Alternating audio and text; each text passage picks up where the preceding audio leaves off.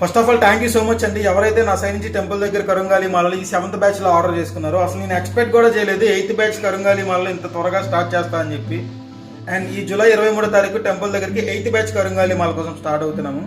And previous batches లో ఎవరైతే temple దగ్గర కరుంగాలి మాల మా సైడ్ నుంచి తీసుకొని అండ్ టెంపుల్లో నేమ్ చదివించుకుందామని చెప్పి ఆగిపోయారు, అలాంటి వాళ్ళందరికీ ఇది ఒక బెస్ట్ చాయిస్. ఎందుకంటే ఇంకా మేము టెంపుల్కి వెళ్ళడానికి 21 రోజులు ఉంది.